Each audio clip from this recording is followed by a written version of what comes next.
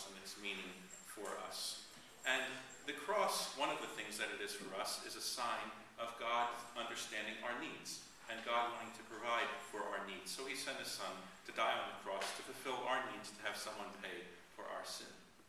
The history of God understanding the needs of people is very rich in the Bible, and one of the places very early on where that's apparent is in God's discussion with Moses from the burning bush. And I'd like to read to you part of this. Moses answered the Lord.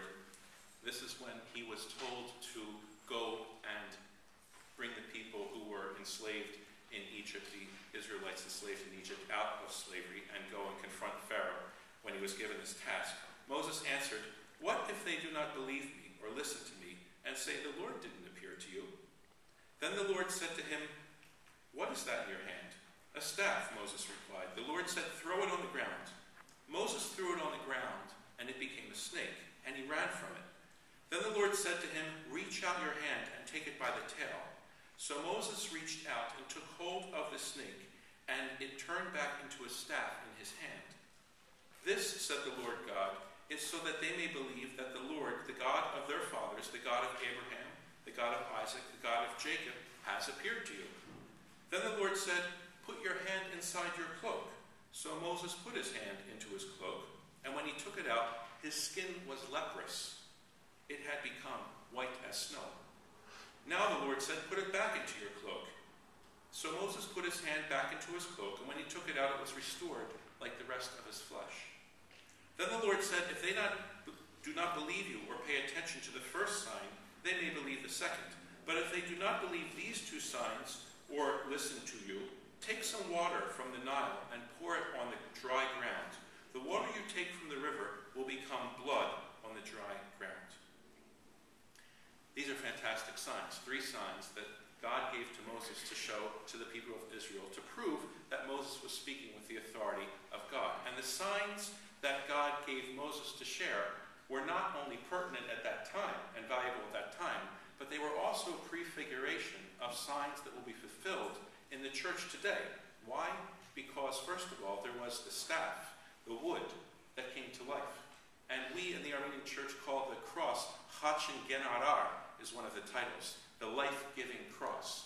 So the wood comes alive for us in a sense. It gives life. Also, the hand that he put into his cloak came out. It was leprous. So there was a transformation of the flesh as God healed the hand. So there was a transformation of the flesh, and also the water from the river Nile became blood. So what do we have? We have a transformation of the flesh and the blood. These are all symbols that are ultimately fulfilled for us here in the church in Holy Communion. Not only did God give signs to Moses way back when, but he also knew that those signs would be valid for us to understand the authority of God today, thousands of years later. How powerful, how understanding is our God, that he provides us with signs that are good from generation to generation. And Moses showed these signs to the people of Israel, and they believed for the most part, although their belief certainly wavered throughout the century.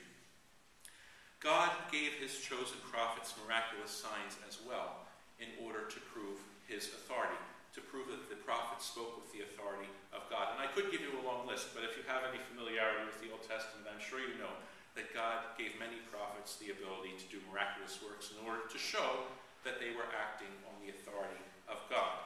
And of course, as great as the Old Testament signs were, the greatest signs of the authority of God were given when God himself took flesh and walked amongst us and did miracles. And they were signs that verified, that gave proof that he was who he claimed to be. They were authoritative signs.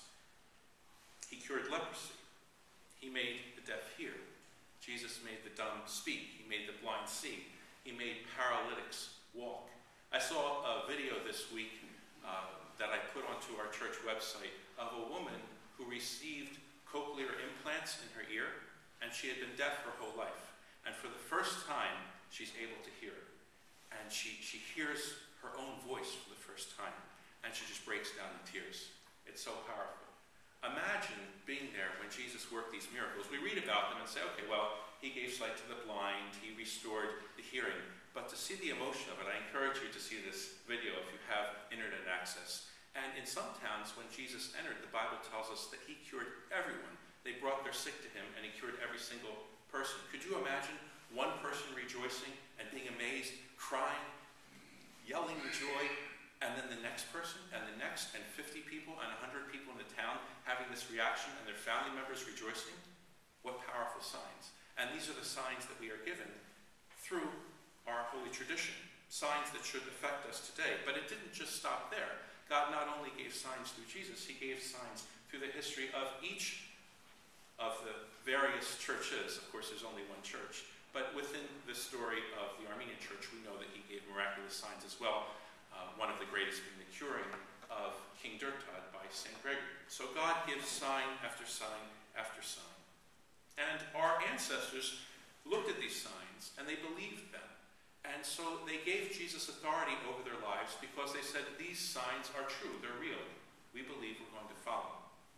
Jesus said, seek and ye shall find. So not only did they have hearts that were inclined towards the truth, our ancestors, and not only did they embrace the signs that they had received from God, but they actually wanted to find out more about God. That's one of the reasons why Armenians have rights in Jerusalem today, because when so many of them heard, they left Armenia and traveled the 777 miles to Jerusalem, and there they started monasteries and they started worshiping because they sought to know Jesus better, because they accepted his authority in their lives. They embraced the truth.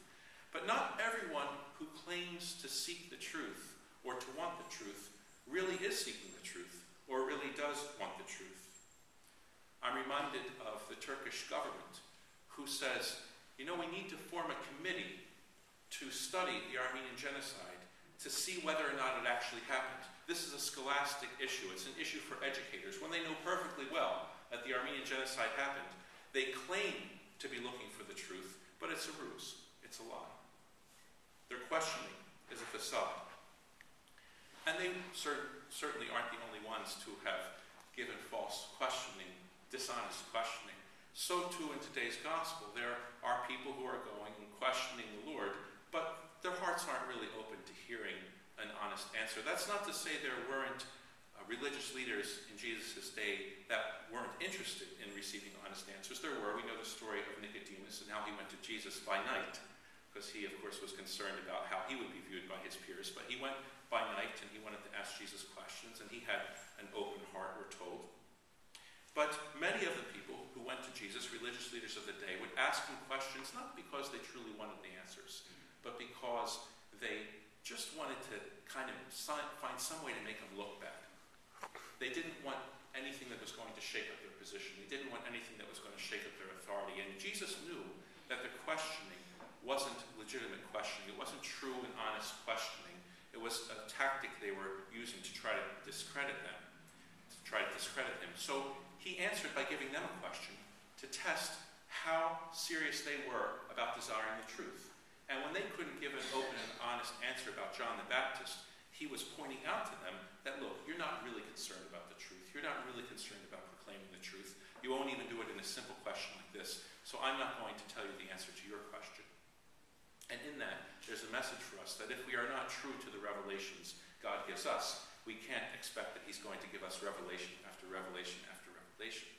We have to embrace the revelations that he gives us. We can see the sin of the religious leaders of Jesus' day, and we can condemn their sin, their dishonest search, quote-unquote, search for the truth. We can see the sin of the Turks today who claim to want to find the truth but don't really want the truth, and we can stand in condemnation of that as well. But in both cases, we see a similarity in that people are asking questions when in reality their questioning is just a form of denial. Sometimes questioning can be a form of denial. We saw it in the Pharisees, we see it in the Turks, and we, of course, as people who read these lectionaries and are to follow these lections, have to turn the lens on ourselves. That's the tradition of our church, that the lections are there to give us guidance as to how we are to live our spiritual lives. And what this is telling us is we have to turn the lens on ourselves and ask ourselves, when I ask questions, faith questions, am I asking them because I really want an answer and I'm really willing and ready to change my life if God gives me the answer that I'm asking? Or Is it that I'm just asking to tell myself that I care, that I want to know the truth? It matters to me. We can lie to ourselves. We can fool ourselves. We can tell ourselves that we're seeking when in fact God has given us the answer that we need, and we're just not ready or willing to commit to doing what he's telling us to do.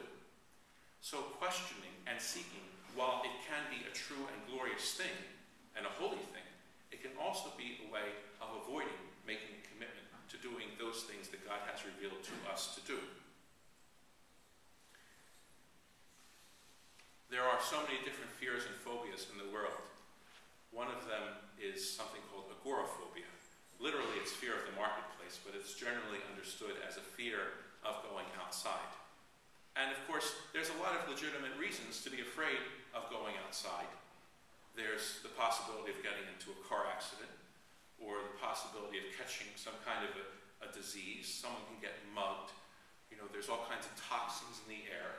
And there's a lot of reasons why someone can say, I'm afraid to go outside. But ultimately, we understand that if someone is agoraphobic, there's something unhealthy there. That despite the fact that there's risks in leaving our doors in the morning, we still do it because we have to. We have lives to live. Yet some people are spiritually agoraphobic. And we have to ask ourselves, is there any way in which I'm unwilling to move out of my comfort zone, my status quo, my known home, if the Lord's calling me to expand the ministry that he wants me to move into? Maybe God is calling you to move your life in a new direction, but you're afraid to go out of what's comfortable. I ask myself this regularly. Is the Lord calling me to do something? The question isn't what God is calling us to do sometimes. Sometimes we know. The question is, am I willing to answer the call of the Lord? Again and again, Jesus guided his disciples to come to terms with their fears and said to them, have you no faith? Why are you afraid? Have you no faith? Those same words are words that we need to hear today. Brothers and sisters in Christ, God has revealed himself through the patriarchs, through miraculous signs in the Old Testament, through Jesus, through miracles in the early church, through miracles in the history of the Armenian church and all the churches. God has revealed himself over and over. This week, let's ask ourselves, is there any way in which we are telling ourselves that we are seeking guidance from God when in reality God has already told us what to do and we're just unwilling or afraid to go down that path? Is there any way that you're paralyzed with fear? Is there any way in which you fear the world more than you trust God? Remember, while there is genuine and legitimate seeking, there is also a kind of unholy questioning, which is really just a form of fear and denial. This week I want to challenge you to move from questioning to faith. It's time to leave the darkness of our frightened souls and embrace the light of Christ, to embrace his revelations. It's time for us to step out of the darkness of our normal lives into the light of Christ and into the richer life he has waiting for us when we decide to embrace the revelations he has given us and give him full and complete authority over each and every aspect